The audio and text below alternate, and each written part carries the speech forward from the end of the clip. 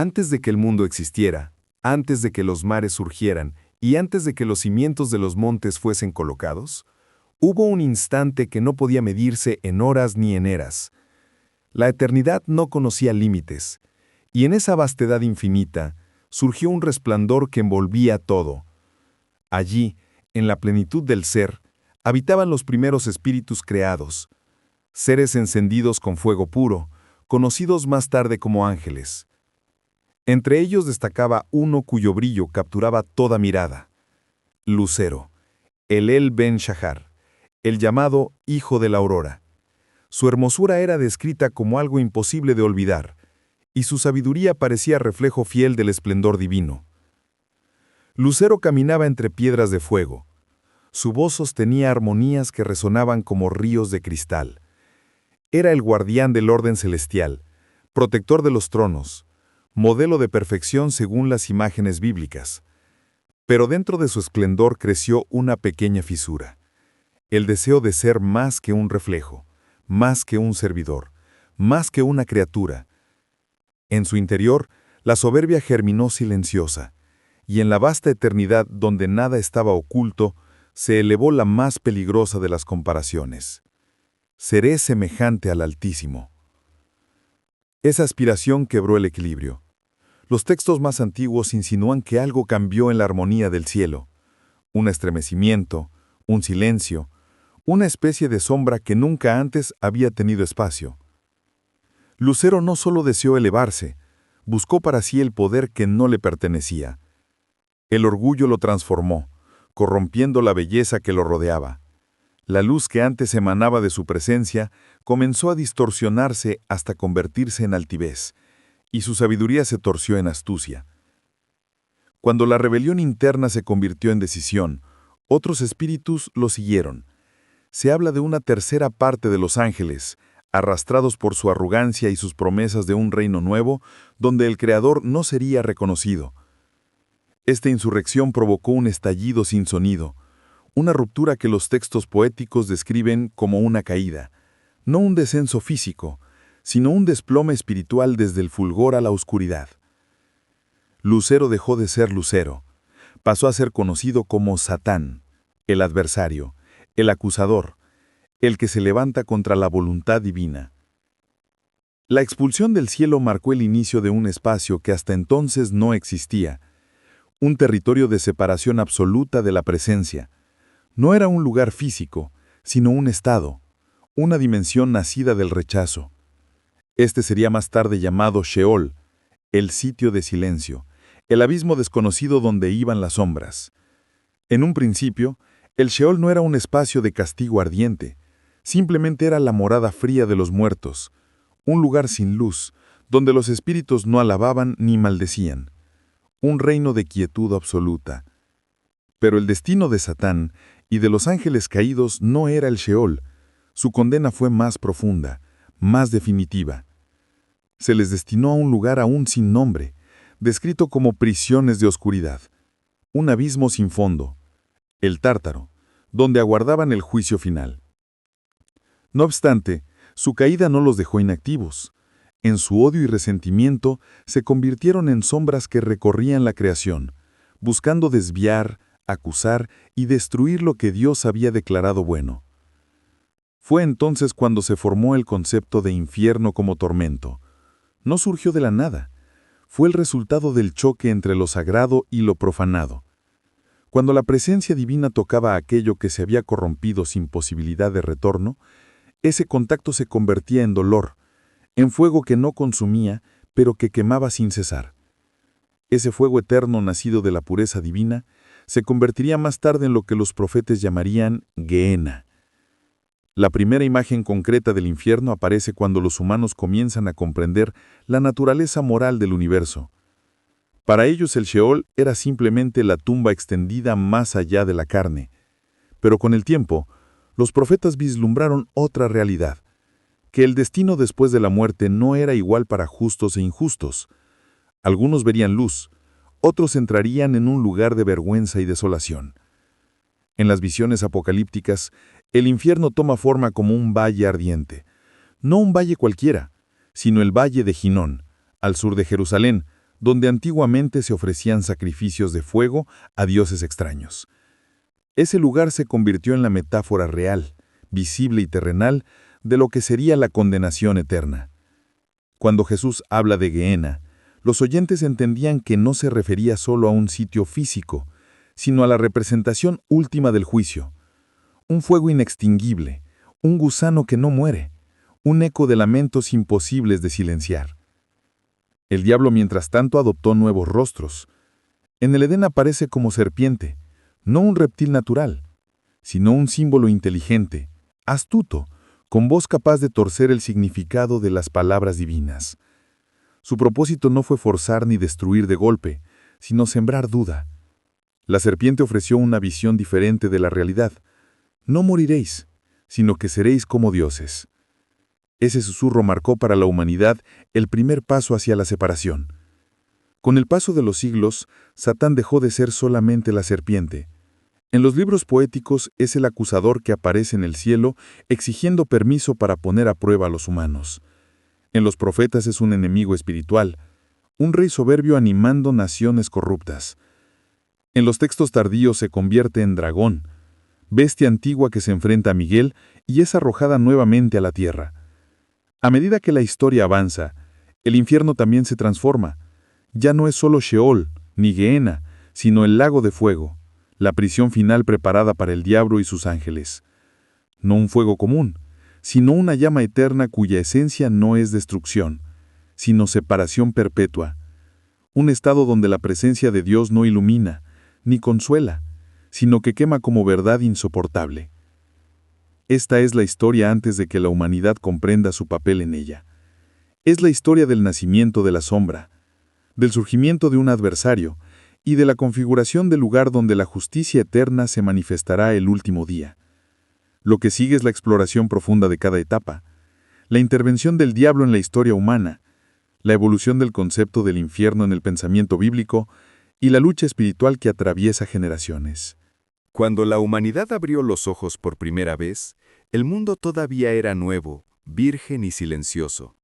El eco de la creación resonaba en cada árbol, en cada corriente de agua, en cada criatura que despertaba a la existencia. Pero mientras Adán y Eva caminaban entre hojas aún húmedas de rocío, una presencia distinta los observaba desde la frontera de lo invisible, una sombra antigua, paciente, que esperaba el momento adecuado para hablar. Aquella sombra, la misma que había caído desde el cielo, llevaba ahora un rostro oculto tras formas engañosas. Su propósito no era causar temor, sino seducción. Comprendía que la humanidad había sido creada con un don que él había querido poseer, la semejanza divina. Y dentro de esa semejanza estaban la libertad y la capacidad de elegir. La serpiente que habló en el Edén no fue un animal común, sino una voz infiltrada, un espíritu arrastrado por la soberbia que vio en los humanos la oportunidad perfecta para extender su rebelión. La caída del hombre no solo abrió las puertas del sufrimiento, la muerte y la separación espiritual. Creó un nuevo panorama para el adversario. Ahora la humanidad estaba dividida entre la obediencia y el deseo, entre la luz y la sombra. Satán encontró en ese conflicto la posibilidad de influir, de manipular, de acusar ante el cielo y de tentar sobre la tierra. El Sheol, que hasta entonces era un destino neutro para todos, comenzó a adquirir un matiz distinto. Con la entrada del pecado en el mundo, la muerte se volvió una certeza, y con ella, el Sheol se convirtió en el recordatorio de que la vida humana había sido quebrada. En los primeros siglos, la humanidad comprendió este lugar como la gran casa subterránea a la que descendían sombras silenciosas. Ahí no había llama ni tormento, pero tampoco había luz. Era el reino donde incluso los justos descendían, esperando redención. Con el tiempo, el adversario comenzó a presentar al Sheol como una herramienta. No tenía dominio total sobre él, pero sí podía explotar el temor humano a la oscuridad y a lo desconocido. En su astucia, susurraba a reyes y profetas falsos que la muerte no era más que un tránsito a otros poderes o que podían controlar el destino de los muertos mediante sacrificios. Fue así como pueblos enteros comenzaron a ofrecer vidas humanas al fuego, creyendo que podían influir en su futuro eterno. Y fue allí, en la realidad histórica, donde surgió el lugar que más tarde sería símbolo del infierno ardiente, el Valle de Hinnom, o Ge Hinnom. Ubicado a las afueras de Jerusalén, oculto entre colinas y quebradas, ese valle fue escenario de prácticas terribles. Los antiguos habitantes ofrecían ahí a sus hijos en sacrificio a dioses paganos como Moloch, arrojándolos a fosos de fuego. El aire se llenaba de humo, ceniza y gritos sofocados. Ese valle se convirtió en un símbolo vivo de corrupción y degradación espiritual. Con los siglos, ese mismo valle se transformó en un basurero perpetuo. Los habitantes arrojaban ahí desperdicios, cadáveres de animales y restos impuros que eran consumidos por hogueras encendidas día y noche para evitar la propagación de enfermedades. A su alrededor surgieron nubes de ceniza, un olor insoportable y un fuego que nunca se apagaba del todo. Cuando Jesús mencionó Gehenna, las multitudes sabían exactamente lo que quería decir. No era un concepto abstracto, sino un recordatorio visual del destino final de la maldad. Pero incluso mientras la idea del infierno como tormento comenzaba a tomar forma, el adversario seguía actuando en la superficie de la historia.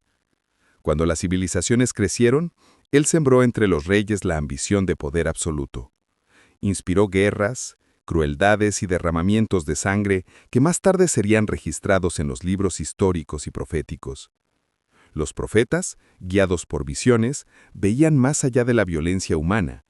Percibían que detrás de esos imperios había fuerzas espirituales, príncipes invisibles que influían en los gobernantes. Uno de esos textos describe a un rey de Tiro, cuya arrogancia trascendía lo humano. Los profetas no hablaban solo de un hombre, sino de un espíritu soberbio que actuaba detrás de él, perfecto en hermosura, lleno de sabiduría, que había caminado entre las piedras de fuego. Ese lenguaje revelaba que el adversario no había dejado de operar, sino que utilizaba la grandeza humana como un disfraz para influir y destruir. Pero mientras Satán extendía su influencia, una comprensión más profunda del destino post-mortem comenzó a surgir. Algunos textos poéticos hablaban de que Dios no abandonaría para siempre el alma en el Sheol. Los justos no permanecerían eternamente en la oscuridad. Esta esperanza fue el primer anuncio de que el Sheol no era el final, sino una etapa que abriría siglos después la visión de dos destinos, uno de luz y otro de tinieblas ardientes. Con cada generación, la figura del diablo se hacía más compleja. Ya no era solo la serpiente del Edén, ni el adversario en el tribunal celestial, sino una fuerza activa en la historia humana, un manipulador de sombras, un espíritu que inspiraba de engaño, idolatría y destrucción. Su propósito seguía siendo el mismo: llevar a la humanidad a un estado de separación total, la misma condena que él enfrentaba. Sin embargo, la humanidad no estaba desamparada. La Biblia narra momentos en que Dios interviene, no para destruir, sino para detener el avance del mal.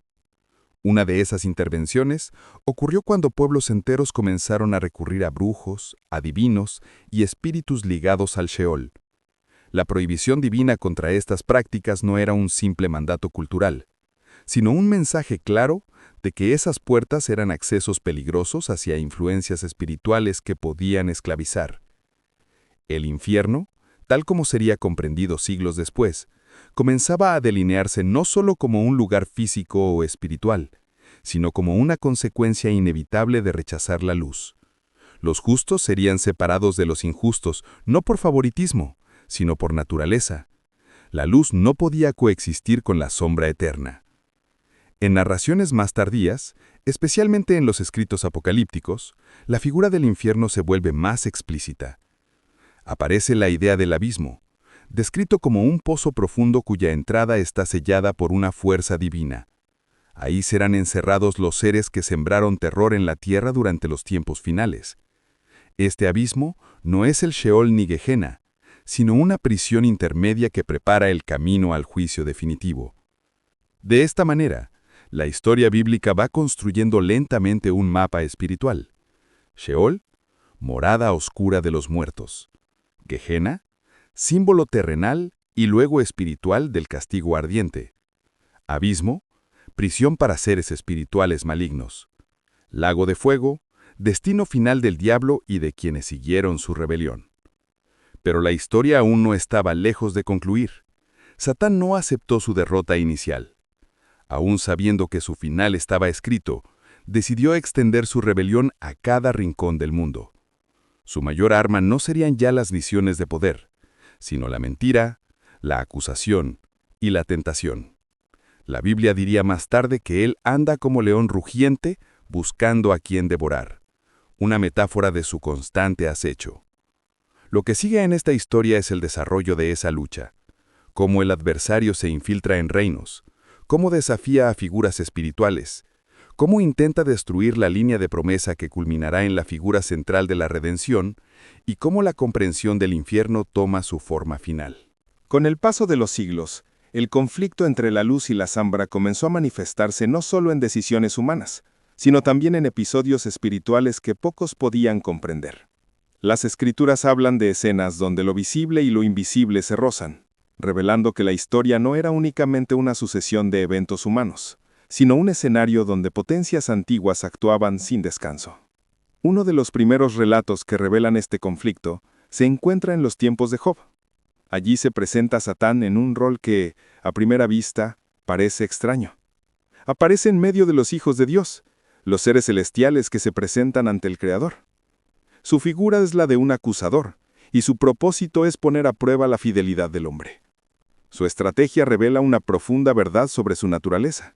No se limita a tentar, sino que se especializa en presentar argumentos contra la humanidad, buscando demostrar que ningún ser humano merece la luz. Su nombre mismo significa acusador. Ese evento muestra que su rebeldía no se limita a la tierra. Su intención es quebrar la relación entre Dios y el hombre, destruyendo la confianza mutua. Satán es presentado como alguien que examina la tierra, que observa vidas enteras buscando fallas, debilidades y grietas espirituales por donde infiltrar duda o sufrimiento. Su presencia en la historia de Job demuestra que, aunque su destino esté sellado, su actividad no ha sido anulada. A lo largo de los siglos siguientes aparecen señales de que grandes conflictos espirituales se desarrollan detrás de los imperios humanos. Uno de los pasajes más enigmáticos está en las visiones del profeta Daniel. Allí se menciona al príncipe del reino de Persia, un ser espiritual que se opone al mensajero celestial que trae revelación al profeta. Este antagonista no es un rey humano, sino una entidad demoníaca que ejerce influencia sobre un imperio entero.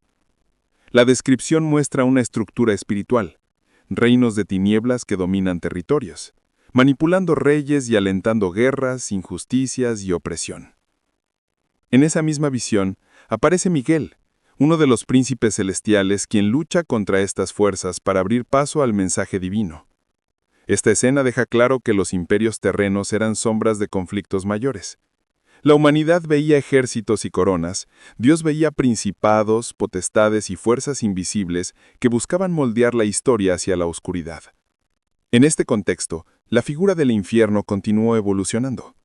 Ya no era solo Sheol ni Gehenna, sino un destino moral, un lugar, o estado, formado como consecuencia de rechazar la luz. Los profetas describen escenarios donde los injustos son separados de los justos como ovejas y cabras, donde el fuego prepara a los adversarios, donde la justicia divina se muestra como algo que no se puede eludir. Pero el momento que redefine la historia espiritual ocurre cuando aparece una figura inesperada. Un hombre nacido en un pesebre, pero cuya identidad era mucho más antigua que su nacimiento terrenal. En los evangelios, Satán percibe esta llegada como una amenaza directa a su reino. La tentación en el desierto no es un episodio aislado, sino una confrontación entre dos reinos. Allí el adversario despliega todo lo que ofrece al mundo: poder, riqueza, dominio sobre los reinos humanos. Su declaración es reveladora: a mí me ha sido entregado, y a quien quiero, lo doy. Esta frase muestra que el diablo se considera a sí mismo un gobernante temporal de la humanidad caída. En ese encuentro, la naturaleza real del diablo se hace evidente. No es solo un tentador, es un usurpador que convierte lo sagrado en mercancía y la adoración en transacción. Su objetivo era que el Mesías lo reconociera como autoridad legítima, lo que habría invertido para siempre el orden espiritual. El rechazo contundente del Mesías no solo derrota una tentación, es el primer golpe directo contra la dominación de Satán sobre el mundo. Después de este episodio, los evangelios narran múltiples confrontaciones con espíritus impuros. Los demonios, al ver a Jesús, lo reconocen inmediatamente, mencionan su identidad verdadera y temen su autoridad. El registro bíblico muestra que estos seres, que acompañaron al adversario desde su caída, viven en constante tormento, no porque el infierno ya haya sido desatado, sino porque su destino definitivo está sellado. Saben que serán arrojados al abismo, una prisión donde no podrán actuar ni influir sobre la humanidad. La escena del hombre endemoniado en la región de los Gadarenos es una ventana a esta realidad. Cuando el Espíritu habla, menciona su nombre, Legión, porque eran muchos. Rogaban no ser enviados al abismo, lo que confirma que este lugar es una cárcel espiritual creada para contener a los seres más violentos y destructivos. La súplica de la Legión revela temor, desesperación y la conciencia de un destino maldito reservado para los aliados del adversario. En paralelo a estos enfrentamientos, las enseñanzas del Mesías profundizan la descripción del infierno como juicio final. Habla del fuego eterno preparado para el diablo y sus ángeles, dejando claro que el infierno no fue diseñado originalmente para la humanidad, sino como una sentencia para los seres espirituales rebeldes. Sin embargo, quienes escogen seguir el camino de la oscuridad, comparten el destino de sus líderes espirituales.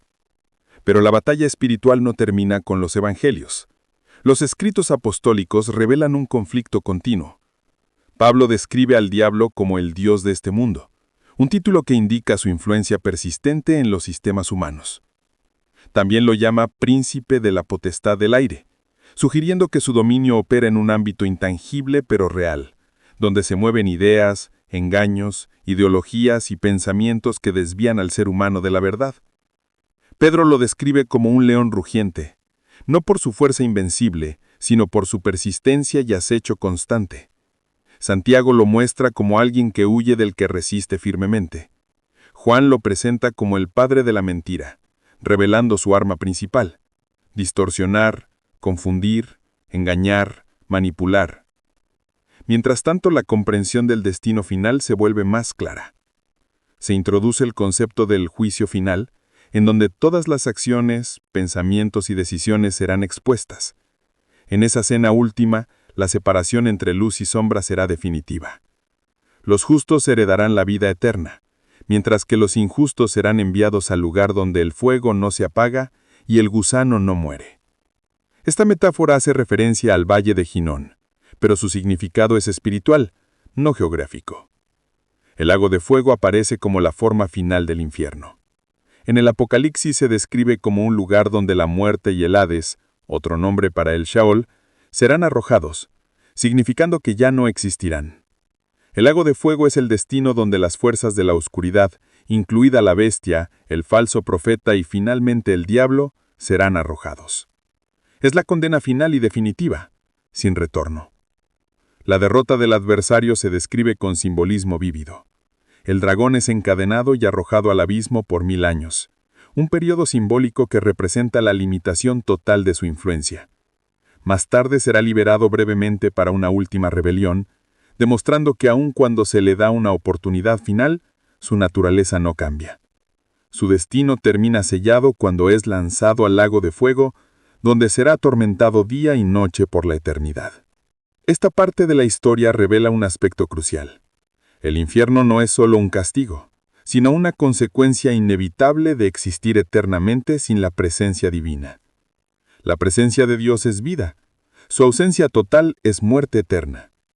La luz no puede mezclarse con las tinieblas, y la eternidad despeja toda ilusión, dejando solo la verdad desnuda de cada ser. Con la llegada del tiempo señalado, el mundo fue preparado para un acontecimiento que modificaría el equilibrio espiritual, el nacimiento del Mesías. La Biblia describe que en ese periodo el silencio del cielo se rasgó.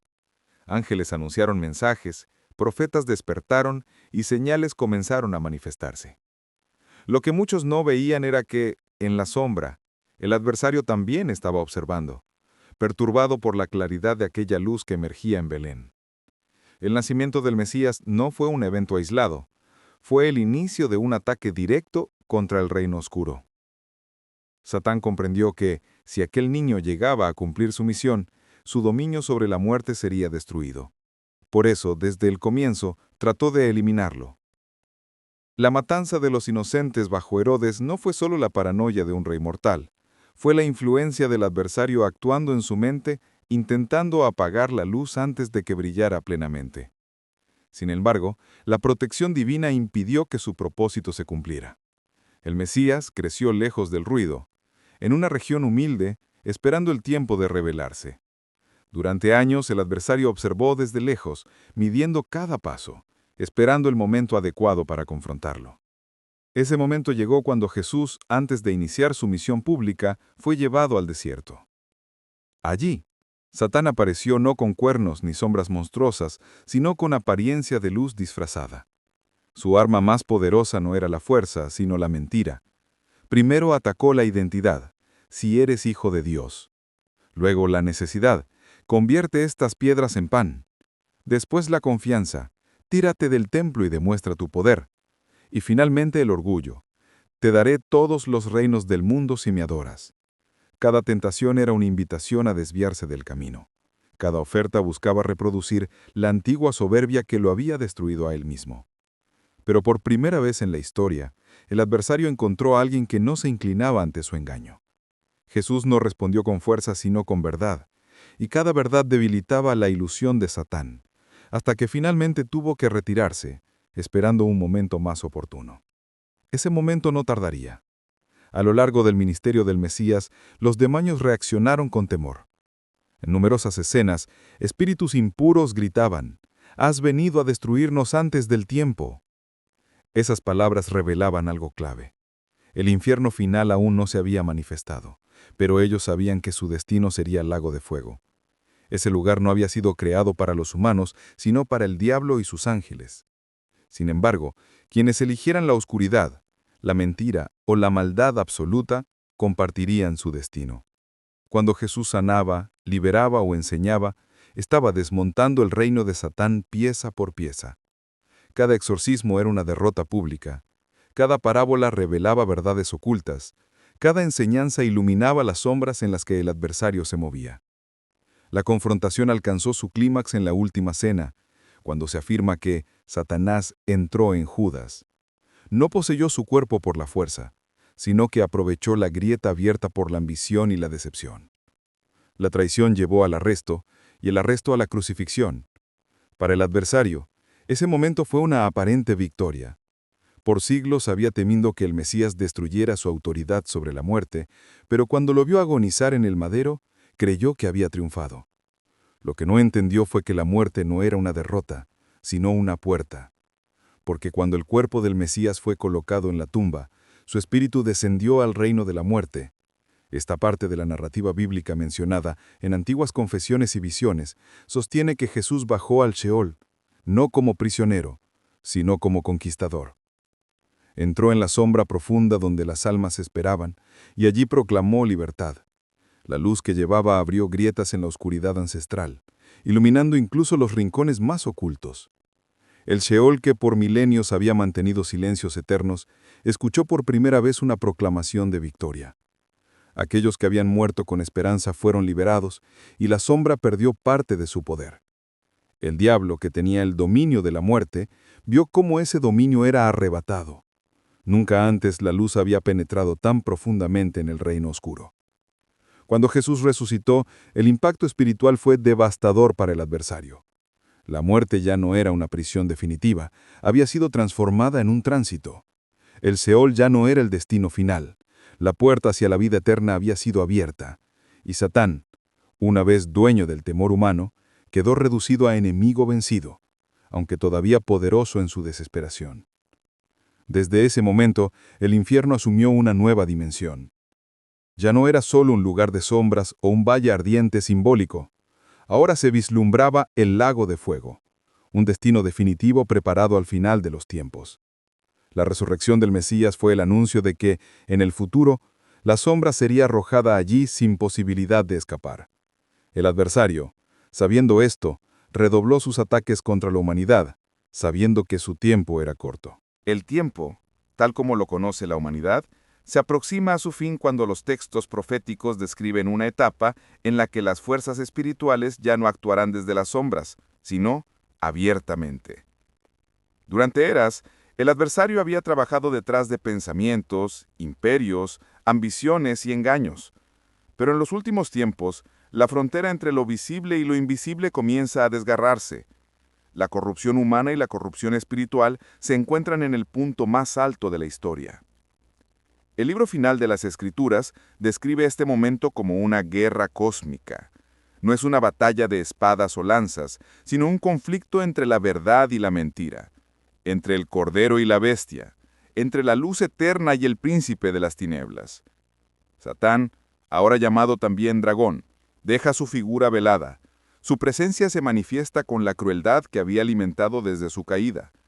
Lidera un levantamiento final, intentando una vez más lo imposible: enfrentar a la presencia que lo expulsó del cielo. Este es el escenario donde aparece el concepto del último infierno. La prisión definitiva cuyo origen no está en el corazón humano ni en la imaginación profética, sino en el mismo consejo celestial. Fue preparado desde antiguo, no como una amenaza, sino como un destino inevitable para todo aquello que se separó irrevocablemente de la luz. Antes de que ese destino se revele, la narrativa sagrada muestra un periodo llamado el Reino Milenario. Se describe que, al inicio de este periodo, Satán es encadenado y arrojado al abismo, una prisión temporal distinta al lago de fuego. El abismo es oscuro, silencioso, aislado del cosmos. Allí el adversario no puede tentar, manipular ni acusar. Su caída en el abismo es un recordatorio de que su poder, aunque vasto, nunca fue absoluto. Durante 1000 años, la humanidad experimenta una era de paz donde reina la justicia divina. En este tiempo, el Sheol ya no se percibe como un lugar sin esperanza. Los justos resucitan, la muerte pierde su autoridad definitiva, y el mal espiritual es sujeto a cadenas. Pero, incluso en esta paz perfecta, la Biblia muestra que el corazón humano aún es capaz de rebelarse si se le presenta la oportunidad. Cuando los 1000 años concluyen, el adversario es liberado por un breve tiempo. Su salida del abismo es descrita como la emergencia de un espíritu que jamás aprendió humildad. En lugar de reconocer la derrota, reúne a los pueblos de la tierra en un intento final de rebelión. Pero esta última insurrección es efímera. Fuego desciende del cielo y destruye a los rebeldes. Es entonces, en esa cena solemne y definitiva, cuando Satán recibe su sentencia final.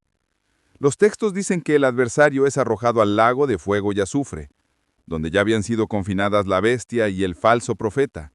Y entonces aparece la frase más poderosa en relación con el destino del diablo. Serán atormentados día y noche por los siglos de los siglos.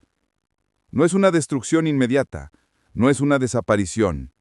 Es la separación total de la luz, la sombra hecha eterna, el fuego que no consume pero que quema con la verdad que rechazó. Mientras tanto, se abre un escenario que trasciende todo lo visto antes, el juicio del gran trono blanco. El cielo y la tierra, tal como existían, huyen ante la presencia. No queda espacio donde ocultarse. Todas las almas son llamadas a presentarse. El Sheol entrega a sus muertos, el mar entrega a los suyos, y los libros se abren, no libros simbólicos sino registros divinos donde cada acto, cada elección, cada sombra del corazón humano quedó escrito. Este es un momento de absoluto silencio en la narrativa bíblica. No hay defensa posible, no hay discursos, no hay excusas. Solo la verdad desnuda ante el Creador. Se menciona un libro especial, el libro de la vida, donde aparecen los nombres de quienes eligieron la luz, quienes aceptaron la verdad, quienes fueron restaurados a la semejanza original. Quienes no se encuentran en ese libro reciben un destino paralelo al del adversario. Y fueron lanzados al lago de fuego. Es aquí donde el concepto bíblico del infierno alcanza su forma final. Ya no es el Sheol de sombras silenciosas, ya no es el Gehenna terrenal, ya no es el abismo temporal, es una realidad nueva, total e inquebrantable, la eternidad de separación. El lago de fuego no es un océano material, es un símbolo y una realidad espiritual, representa lo que ocurre cuando un espíritu se encuentra eternamente lejos de la fuente de vida. Para algunos teólogos, el fuego simboliza la presencia de Dios experimentada como tormento por quienes lo rechazaron. Para otros, es un estado de consumición perpetua, un eco de su propia corrupción espiritual. Sea cual sea la interpretación, la narrativa bíblica es clara. Es definitivo. Tras este juicio, ocurre algo que solo la literatura apocalíptica puede describir. La muerte misma, que durante milenios había sido la sombra inseparable de la humanidad, es arrojada también al lago de fuego. La muerte muere. El Seol deja de existir. No hay más sepultura. No hay más separación. Todo aquello que representaba oscuridad, pérdida y olvido es consumido en un acto final de justicia. Entonces, la historia da un giro radical. Una nueva visión se abre. Un cielo nuevo y una tierra nueva. No una actualización del mundo anterior, sino una creación completamente renovada donde no existe el mar que separa, donde no existe el llanto ni el dolor, donde la luz divina ilumina sin necesidad de sol ni luna. En esta realidad no hay infierno, porque no hay maldad. No hay juicio, porque no hay culpa. No hay enemigo, porque el adversario ha sido silenciado para siempre. La Nueva Jerusalén desciende como una ciudad viva, ornada como una brulla. Sus puertas nunca se cierran, porque ya no existe noche. Allí habitan los que eligieron la luz, los que caminaron hacia la verdad, los que resistieron la sombra, los que se refugiaron en la presencia divina, aún en medio del caos. Y la historia del infierno concluye aquí. No porque desaparezca, sino porque queda establecido en su lugar final, lejos de la creación renovada. El adversario que comenzó como lucero, que fue serpiente, acusador, dragón y sombra, queda reducido a un recuerdo lejano, a un eco que ya no puede tocar la historia humana. Su reino es sellado. Su voz es apagada. Su rebelión termina no con triunfo ni con gloria, sino con silencio. El gran drama cósmico que comenzó con la caída de un espíritu soberbio, concluye con la victoria absoluta de la luz. El infierno, en esta narrativa, es la consecuencia de un rechazo perpetuo. No fue creado para los humanos según las Escrituras, sino para el diablo y sus ángeles. Pero quienes lo eligen al seguir su camino, comparten su destino. En este final, la dualidad desaparece. Solo queda la eternidad perfecta de la nueva creación. La humanidad renovada vive en armonía con la presencia divina, sin miedo, sin enfermedad, sin maldad. Y el infierno permanece fuera, como una frontera eterna donde la sombra ya no amenaza, donde el adversario ya no engaña, donde la oscuridad no puede entrar en el reino de la luz. Así concluye la historia no con un final ambiguo, sino con un cierre definitivo. La luz reina. La sombra es derrotada. El infierno cumple su función final, y la creación regresa al propósito inicial para el cual fue formada.